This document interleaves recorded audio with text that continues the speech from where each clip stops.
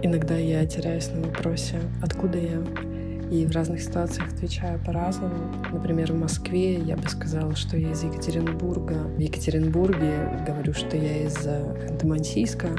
А в Ханты-Мансийске сказала бы, что я как бы из Ханты-Мансийска, но живу в Екатеринбурге.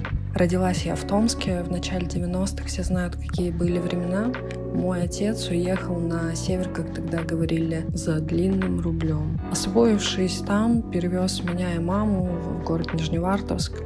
Мы прожили там недолгое время и переехали в поселок неподалеку от Нижневартовска. Там прошла большая часть моего детства.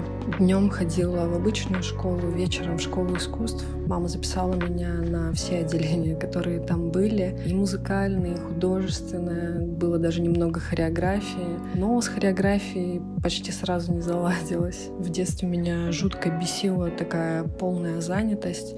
Но сейчас я понимаю маму и ее желание оградить меня от некоторой публики и ее увлечений. Я рано уехала из семьи. В 13 лет меня отдали в школу-интернат с творческим уклоном в городе Ханты-Мансийске.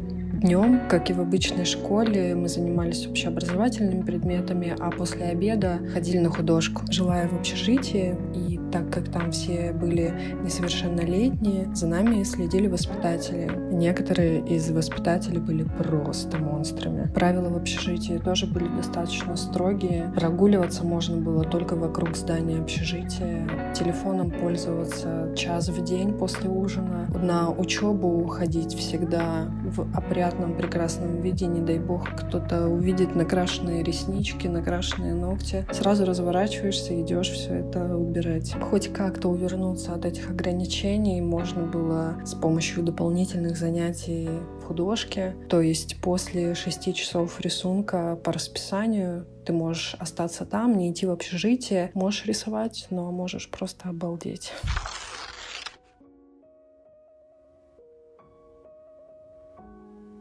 Есть ощущение, будто надо только уметь рисовать, а все остальное само падает мне в руки. Еще в детстве за меня решили, что я буду рисовать. Со временем, конечно, я это полюбила, но в детстве просто ненавидела. И в граффити я оказалась случайно. Это также не был мой выбор. Со временем я втянулась и полюбила это дело. Почти всегда все шло очень плавненько, гладко, все получалось. В моем творчестве был переходный момент. Окончив учебу, я обладала навыками рисования крынок, гипсовых голов, розеток, натюрмортов. Что делать со всем этим багажом было совершенно непонятно.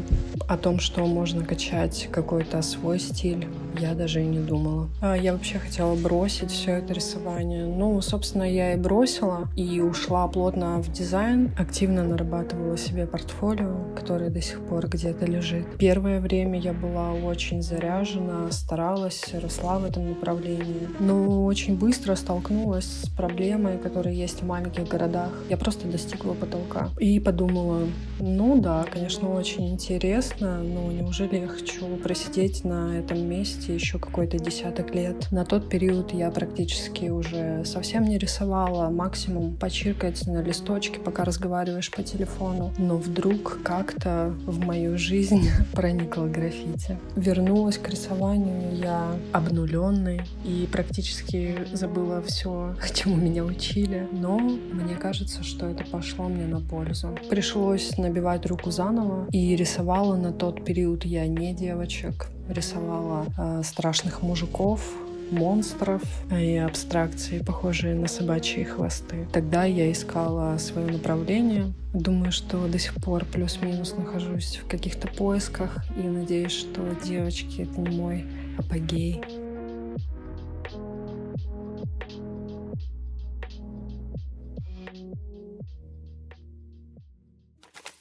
Достаточно много времени я провожу одна дома с музыкой или подкастами, рисую. Я бы не назвала это одиночеством, но интровертских настроений во мне точно много. Но я не придаю этому какого-то значения. Рисуется мне комфортно как и в одиночестве, так и в компании. Я могу приехать на студию к ребятам, порисовать в гости, на улице, где угодно. И в любой ситуации за рисованием буду чувствовать себя комфортно.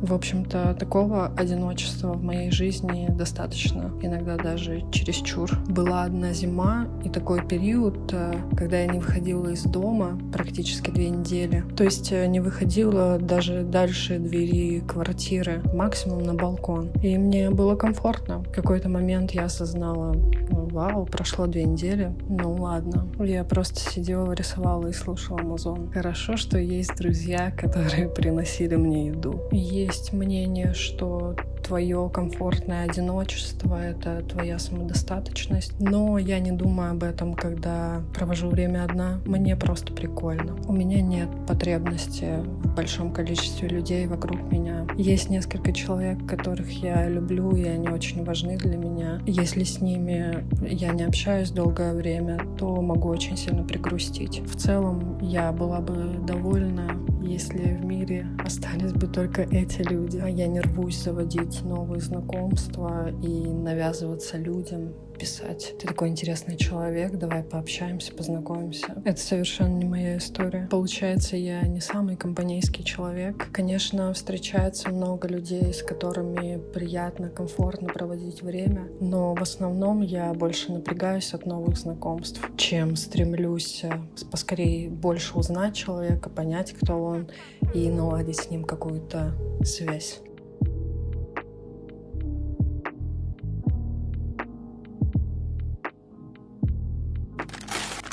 Самым неприкольным моментом из детства была поездка в лагерь в Кабардинку. Меня закинули к взрослым детям в отряд. Ну, как к взрослым. Девочкам было по 15, мне было где-то 11. На тот момент они все уже научились красить ресницы, делать прически, разбираться в нарядах. Я в этом плане от них отставала, за что и получала: ты какая-то толстая, тебе уже 11, а ты еще до сих пор не начала за собой следить. А я плакала и звонила маме, просила меня забрать оттуда. Но мама говорила, что надо учиться справляться с трудностями. Наверное, с того времени у меня идет какая-то травма детская. Так и тусуюсь с графичиками.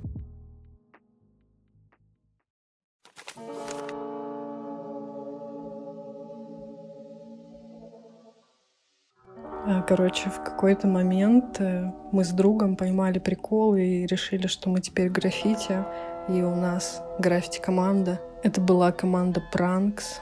Мы занимались баловством. Ночью гуляли по городу и разрисовывали людям почтовые ящики. Мы думали, что человек утром проснется, пойдет на работу, посмотрит на свой почтовый ящик и подумает: вау, как красиво мне разрисовали ночью почтовый ящик. На тот период мы оба работали в типографии и имели возможность бесплатно печатать стикеры. На тот момент в Ханты-Мансийске не было краски аэрозольной, да, я думаю, и сейчас нет. Но желание рисовать граффити уже было, и поэтому приходилось выкручиваться. Я делала макеты стикеров А4 формата, и мы ходили, клеили их по городу. Типа, не можем рисовать, но хотя бы огромные стикеры приклеим.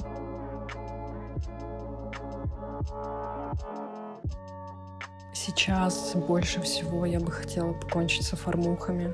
Они отнимают огромное количество энергии, сил, твоего внимания, твоих ресурсов. Но, естественно, компенсируют это деньгами, большим количеством краски. Здесь уже каждый должен разобраться со своими приоритетами. Я вот разобралась, хоть я и зависима отчасти от формух, но понимаю, что это не то, чем мне хотелось бы заниматься. Последние, не знаю сколько, много лет для меня основная цель — это стать независимым художником, путешествовать в разные уголки мира со своим багажом творческим, оставлять везде свою частичку.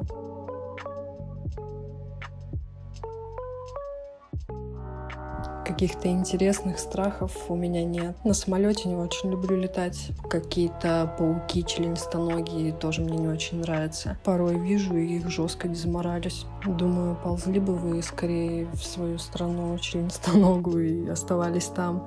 Но когда буду рисовать на стене и кто-то попадется на пути у моего баллончика, я его обязательно уберу. Хоть и буду испытывать бесконечное чувство отвращения, но краской специально заливать никого не стану. Это моя вегетарианская позиция.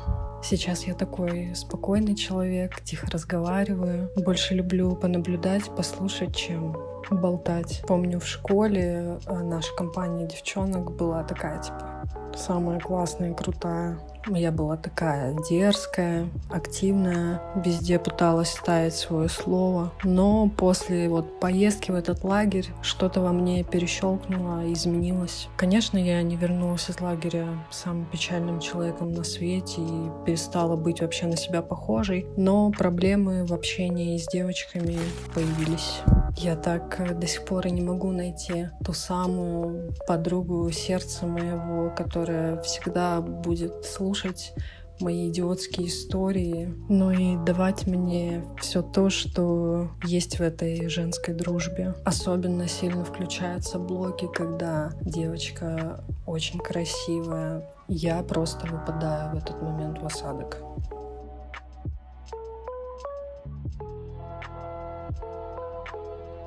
Конечно, я думала о смерти и понимаю, что все мы не проживем вечно, но на себя я это не примеряю. И по-честному головой не до конца осознаю, что это произойдет. Но мне не кажется, что каждый должен на себя это примерить и думать об этом постоянно, держать это у себя в голове. Я не думаю. А если думала, скорее всего, больше бы нервничала.